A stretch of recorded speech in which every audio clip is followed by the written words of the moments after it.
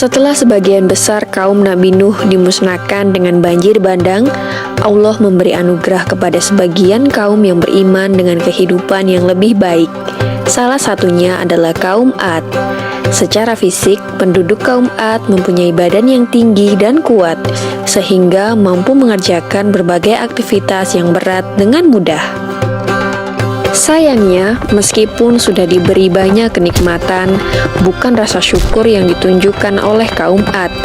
Namun, kaum Ad justru menunjukkan kesombongan dan keangkuhan. Kekejaman dan kekejian juga mereka tunjukkan terhadap daerah yang berhasil mereka taklukkan tanpa belas kasihan. Kaum Ad semakin hari semakin sombong. Mereka merasa sangat kuat dan tidak terkalahkan oleh apapun. Kesombongan mereka mencapai puncaknya saat mereka mengatakan bahwa tidak ada siapapun yang mampu mengalahkan mereka di bumi ini. Berbagai dosa, maksiat, dan kerusakan bumi mereka lakukan dengan mudahnya dan tanpa merasa bersalah. Lebih parah lagi, mereka justru mulai menyembah batu.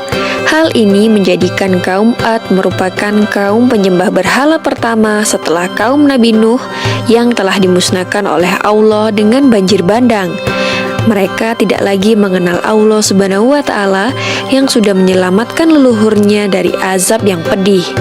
Mereka hanya ingat kesenangan duniawi yang mereka miliki. Ada 3 buah berhala yang mereka sembah. Ketiga berhala ini diberi nama Syad, Samudra, dan Hara.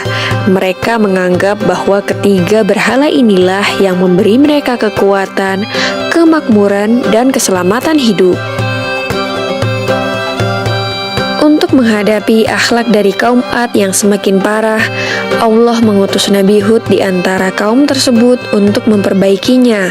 Nabi Hud merupakan nabi keempat setelah Nabi Nuh alaihi salam.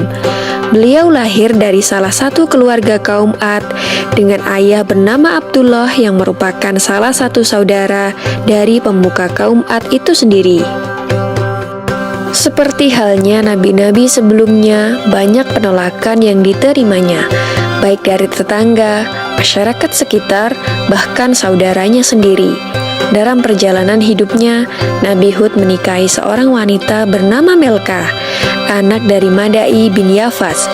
Menurut beberapa sumber, beliau tidak dianugerahi keturunan oleh Allah. Perjuangan Nabi Hud dalam memperbaiki akhlak kaum Ad memang cukup berat. Sifat sombong dan angkuh yang dimiliki kaum Ad seakan sudah menutup mata hati mereka untuk bisa menerima hidayah dari Allah.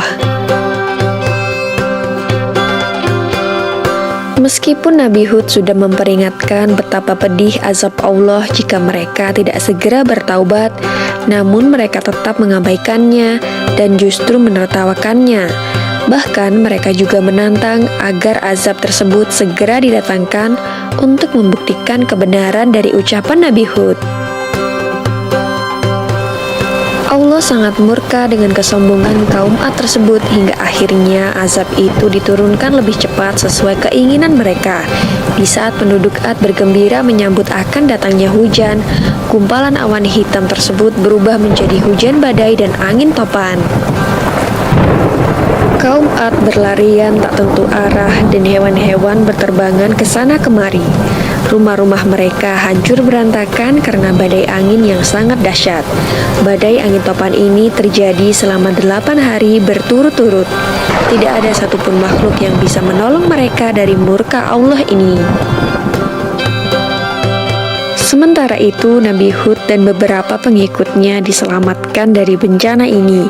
Mereka pun pindah menuju suatu tempat bernama Tarim dan hidup menetap di sana hingga Nabi Hud meninggal dengan usia 130 tahun.